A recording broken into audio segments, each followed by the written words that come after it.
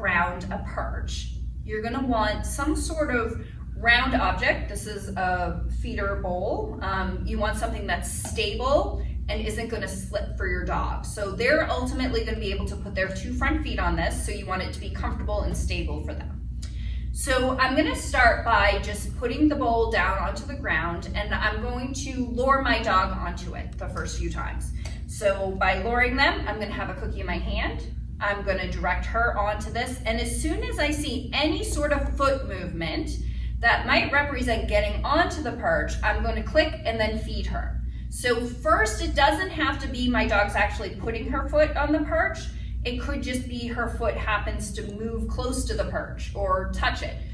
Because Jane knows how to do this, she's probably just going to offer putting her feet on the perch, but it might not be this easy for your dog at first.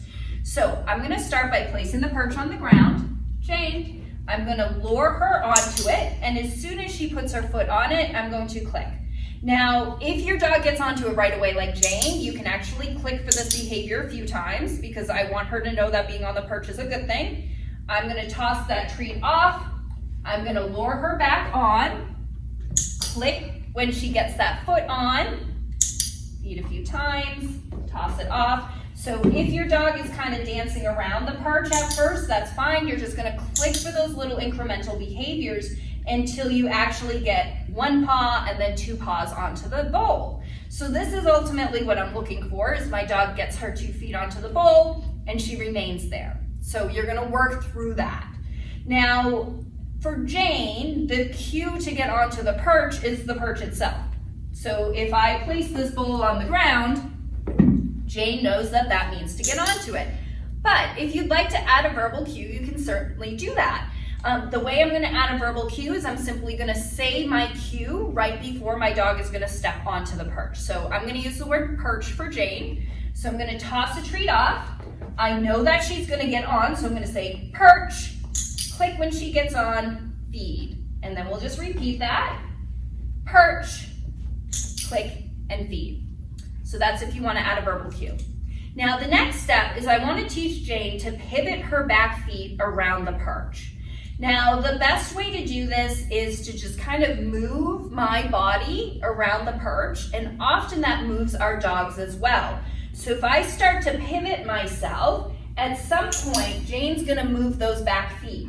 And when she does, I'm going to click for that movement and then feed her. So I'm going to move towards her, click for the movement, and feed, and I can go in either direction. I'm clicking for that movement. Now, one thing that can help if your dog is really struggling with moving is the way you feed them. So what I can do for Jane is if she were to move, I'm going to click, then feed on the side of her mouth, and see how that adds more movement.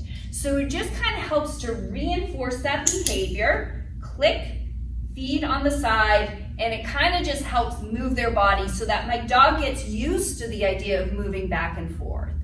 So ultimately, I want my dog to be able to keep moving, and I'm going to build duration by clicking for more movement. So rather than clicking for 1 step, I'm clicking for more. And then once I've got that, now I want to start to actually wait for my dog to offer the behavior herself. So not require my body to move her, but instead I'm going to wait until she offers it, click for any sort of movement, and feed.